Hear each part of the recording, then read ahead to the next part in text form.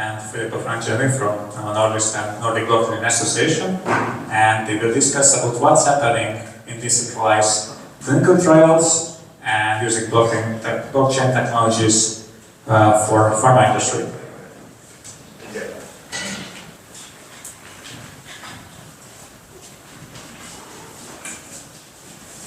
Sorry for interrupting the previous talk. There's not that many flights, and we don't want you to get stuck here. Alright, so as Petre mentioned, this conversation will be about decentralized clinical trials. We'll be talking a lot about DeSci from the very R&D perspective. And so now we're going to look into the larger drug development cycle and see how some of these principles could or could not be applied. So with us, Fillippo Frangioni, product manager at Novo Nordisk, also involved in the Nordic Blockchain Association. Just to kick off things, maybe discuss about the process of a clinical trial, which is something that takes a very long time. We test drugs in a lot of different type of people to identify security risks and so on. And this is a process that has, of course, a lot of different challenges and pitfalls. What are some of those that you've specifically identified that you'd like to talk about? Yeah, so first of all, just a very quick introduction. I represent Novo Nordisk here, which is a large pharma company working with mainly diabetes and weight loss drugs. So I'm the bad guy here in the room, compared to all of you working in the house. But I'm also here to learn and see how we can work together. I'm also part of Nordic Blockchain Association, so I'm really I'm on the blockchain technology and how this can be used in the healthcare space. So yeah, down to the clinical trial space, I would say that in general, the clinical trial in drug development, the whole process is not set up for modern technologies in general. Very regulated, very costly, very long. I remember your slide, Anca, from yesterday about the Moore law. Costs are increasing, time span is increasing to develop drugs. So, well, in general, I think there's plenty of pitfalls, mainly related to patient recruitment and patient engagement. Right now, patients need to sign an informed consent when they want to be part of a trial, meaning that they need to go to the doctor's office, fill a form, sign, and then the doctors will perform a visit, and then he will assess whether the patient is suited to be part of the trial. So it requires patients to be present. It's really rare that we have remote clinical trial setups and remote informed consent signing. So I would say, yeah, there's plenty of pitfalls. Also, during the clinical trial, it can last for years. Patients need to go to the doctor's office to get their vital signs or the blood sample. So it is really not set up for remote in general. So I would say decentralized clinical trials, and now I'm not talking about blockchain specific decentralized clinical trials, are the way to go, let's say. So it's interesting because we do not all understand the same thing when we talk about decentralized clinical trials, depending on where we come from. When we have the biopharmaceutical side of things, a decentralized clinical trial is pretty much decentralizing in the terms that it's not going to happen 100% in a hospital, it's going to happen at a patient's home, parts of it. Some of the follow-up will happen at home, so you have all your mobile applications and all your assistants that will decentralize the way that you conduct that study. And then you have the Web3 crowd who understands by decentralized clinical trials, a clinical trial that is based on blockchain. So depending where you come from, a decentralized clinical trial can be two very different things. Which one is for you, and which one do you want to talk about?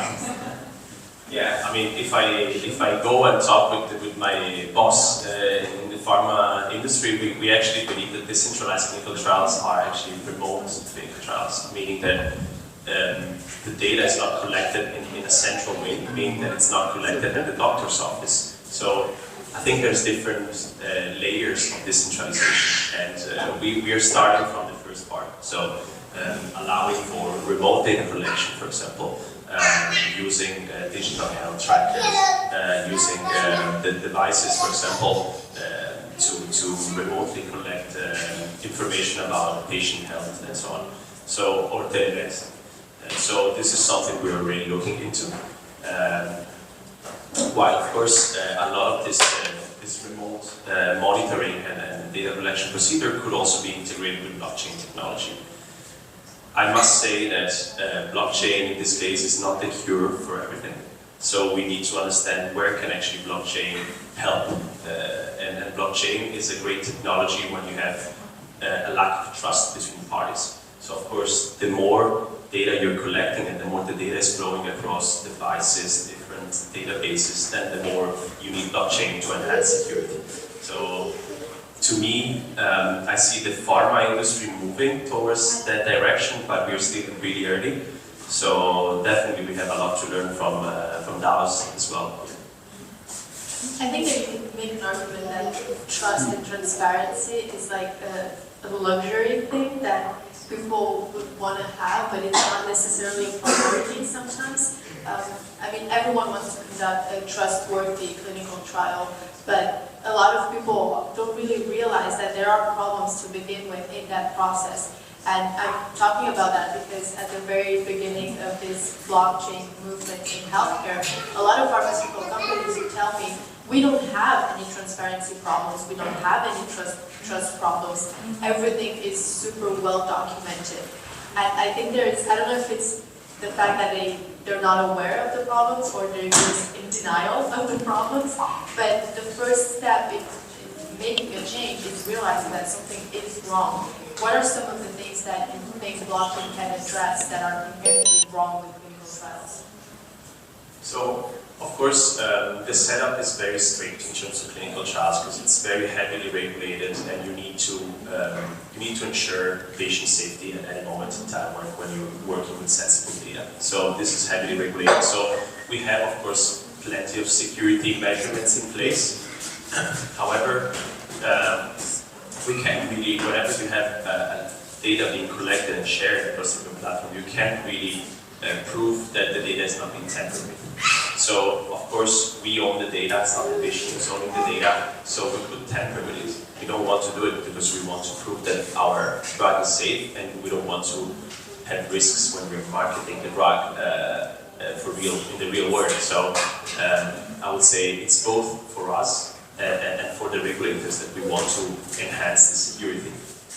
So I think blockchain can really help to have a full traceability of how this data is shared, and also enhance the security of how the data is stored and processed across the various systems. I would say another interesting aspect is the whole informed consent part. So potentially you could also have digital identifiers linked to patients' identities, so that patients can sign whenever the data is used by a pharma company, can view how the data is being used, and how it's shared.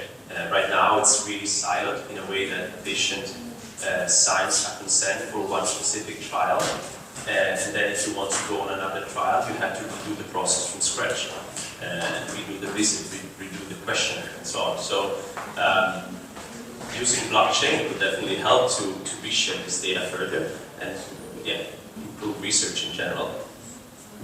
I think that patient data management with blockchain is the whole conversation that we can have, specifically on the fact that do patients actually want to have more control over their data? And this is a larger topic about having more control over any type of data in general, not just health data, but health data being particularly sensitive. Because today we do have some degree of control over some of our data. Specifically, I'm thinking when you access a website and they ask you if you want to give consent for the website to use your data to track your activity. How many of you here actually read that text before clicking accept? You do? You actually read it? No, the conditions. The terms, you actually read the terms and conditions? You don't. Yeah. Right, so we do have some kind of empowerment to have more control over our data, but none of us really use it. So my question is, will we use that control if we actually can manage our health data? Each time someone wants to use our data, will we spend our time actually reading the protocol of the study and agree or not, or will we just go accept, accept, accept to move faster?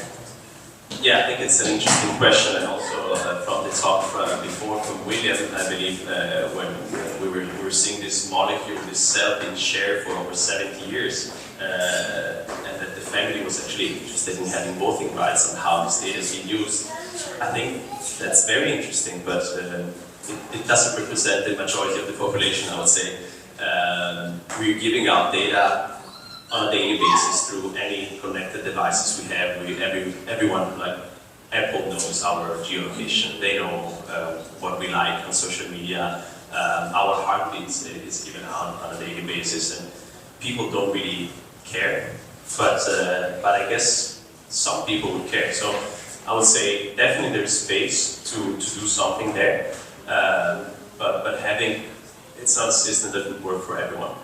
So, of course, there needs to be probably some incentives related to the fact that I'm giving out the data, but also the educational part is quite important, and not everyone will probably be willing to read out all the policies, and they would just accept, okay, I'm going to get 2, I don't know, 10 tokens back that can be used.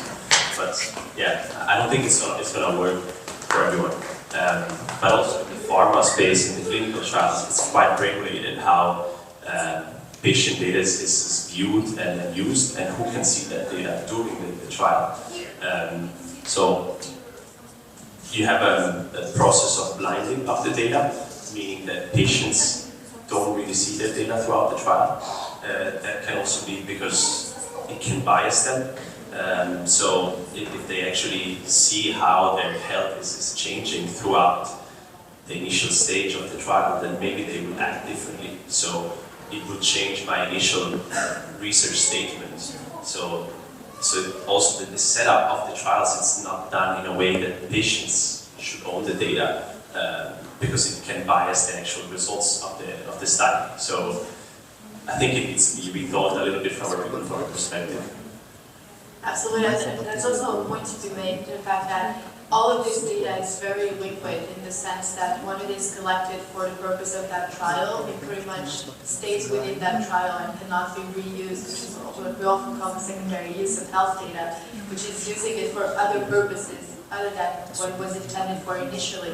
And so that goes to say that we have all these massive databases of very good quality and structured data from clinical trials that cannot be reused, or if it is reused, that requires massive consent and regulatory processes. And also this is something that some Web3 companies are trying to address. Yeah, for sure. And I think also DAOs are doing an interesting work there, both in terms of feeding data into potential drug development, but also to reuse some of this data. It's not something that is done right now inside the pharmaceutical drug development, but potentially there could be some place for reuse. Also, I mean, the data has always been centralized, and pharmaceutical company might not be willing to give out their data so easily. But I hope we're going to be moving towards different approach. Are there specific projects that Novo Nordisk is involved in the Web3 space? So I would say we have started investigating some blockchain projects related to mainly what we call ePro, so electronic patient reported outcome. So we're actually doing some clinical trials where we provide patients a smartphone, and they can actually record some data, for example, related to questionnaires related to their health or their psychological situation, that we actually load on a private blockchain. The reason why we're doing it is to ensure that the data is not tampered with. So usually how you collect this data from questionnaires is that the patient would go to a doctor's office and fill a questionnaire, or they would do it online, and then the doctor will receive the data, and then the doctor will actually fill it up manually, data entry into a system, and then we will receive it. So we have actually set up a blockchain ledger to basically load the data directly from this device that the patients have onto the blockchain. So basically it's immutable and traceable. And private blockchains, talking about here. Right, I was going to ask if other pharmaceutical companies are involved in this project, or is it just Novo for now? So this one is just Novo for now. We have done this project together with Microsoft, but mainly pharma companies are working with IBM or Hyperledger, Fabric, and all these well-known players. We're also a bit skeptical to go with the smaller protocols. We're not really risk averse, and we're not first movers in the pharma industry, so we are quite often waiting that others try it out, and regulations are allowing us to do it, and then we move. In this case, actually, before implementing this blockchain system, we had to have plenty of conversation with the European Medicine Agency to understand whether they would accept such a solution. And once we got the green light, we actually implemented it. So we are quite tight in terms of regulations. And I have one last question for you, because we've been talking about decentralized science all day today, and I was wondering what value it can bring to a pharmaceutical company, because we've seen in the example of Petre that a couple of pharmaceutical companies are under a scientific board. So I was wondering, where do you see the value of DeSci for traditional pharma? So also I asked the question to Elinor before, because I think a lot of the DAOs are focused on the early research, but then, yes, that's great, but you need to probably develop a drug if you want to, enhance longevity. A research paper is not enough, so we need to find a way to collaborate together. And my understanding is that with all the DAOs, the system works that pharma companies can actually buy the IP and then develop the drug in the usual way. But maybe there's different ways to collaborate. Maybe there can be co-run clinical trials where a DAO, for example, can fund a specific part of the clinical trial that is maybe not interesting enough for a pharma company to pay some money to research that aspect. For example, we heard about female health, right? I don't know the numbers from my company, but so maybe that could be an interesting aspect. DAOs can also help getting funding potentially for clinical trials, not for large pharma companies, but more for smaller ones. DAOs could even provide a full platform for running clinical trials. Why not? With a whole governance system. So I think there's many aspects where we can link up. I'm not talking about the research aspect because I'm not a scientist, I'm not a researcher. But on the clinical trials aspect, I think there could be quite a few interesting things. Maybe this last question is a question both to you and the people involved with DAOs in the audience.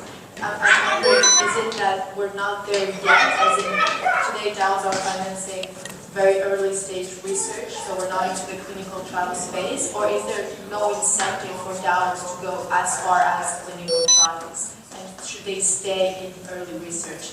This is really addressed to all of you. If anyone wants to say something about that? Sure.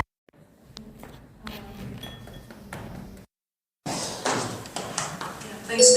Maybe it's related to the legal aspects, maybe, because when we talk about DAOs, then it's a bit confusing legal landscape currently, right?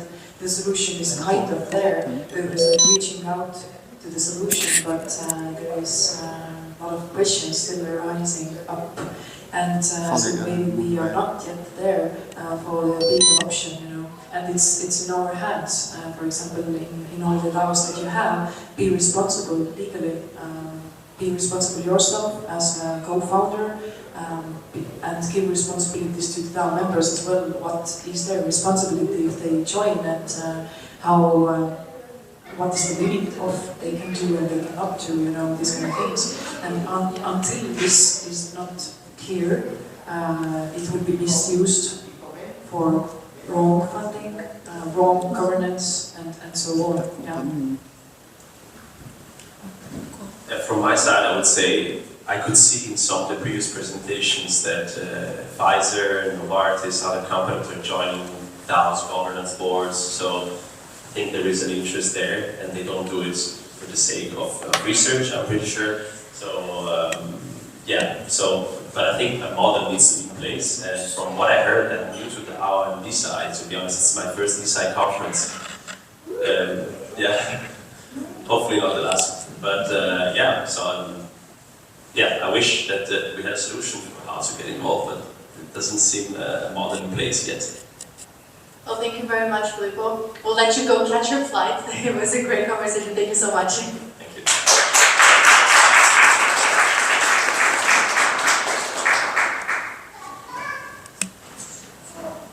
Thank you very much.